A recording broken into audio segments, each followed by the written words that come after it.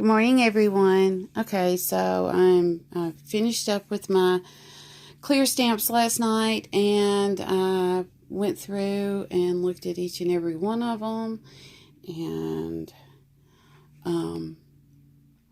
reorganized them.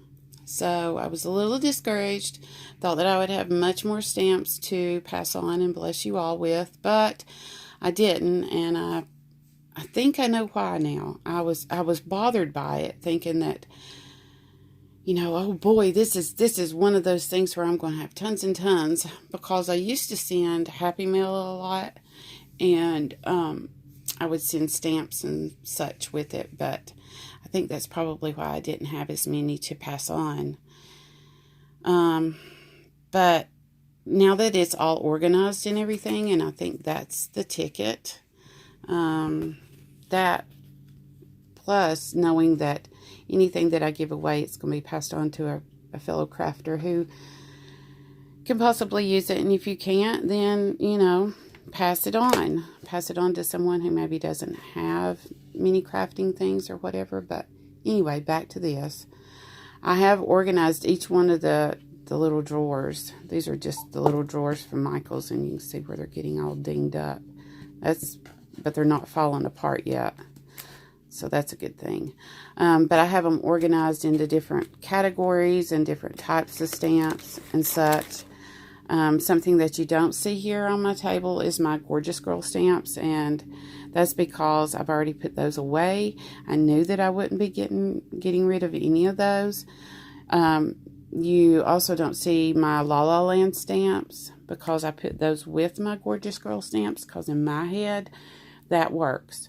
Because sometimes if I want to do something in my craft room, but I'm not exactly sure what to do, I'll just stamp out a bunch of images and just sit at my craft desk and color images and think and look around, and something will come to me, and sometimes it doesn't. Sometimes I'm satisfied with just sitting and coloring images. So I put all of those together because those are the ones that I color. I didn't part with any of my Stampin' Up! Stamps because these are fairly new. I haven't had them that long, and they're really expensive, even though I bought them on clearance. I need these. I need these because I use them. And then these two larger stamps here, I'm going to hold on to those. I was iffy about these, but I'm going to hold on to them just a little bit longer. And, in 6 months from now or so, I may see that there's things that I need to purge again. But I'm not going to get rid of anything and then regret that I'd gotten rid of it, because one time, years ago, I had this bow making thing, and it was really long. I forget what the name of it was, but I gave it away. And they no longer make them, and I could kick my badonkadonk for that one. But that's okay. No big deal. So, then these right here, these are the only loose ones that I have, and these were Anna Griffith stamps, and I had them years ago, bought them years ago, and this is all that I have left, because a lot of them yellowed on me and turned weird colors, and I use these. Matter of fact, I used these just about 3 or 4 weeks ago on some cards that I had made. And then the butterflies, I'm not going to get rid of butterflies, so hopefully I'll be able to get some more of these little sleeves from Close to My Heart and put them in those. I don't know if they still make them or not, because I haven't been on there, but that's my plan. If not, they'll just stay in there. So these are the only ones that I found to get rid of. These little journaling spots, I don't need them. I have several, so I'm blessing you all. I had several sets of these. These are part of the Anna Griffith, and I forget the other company that I was buying from, but I have tons of them. So I'm sending them on to you all. I love these.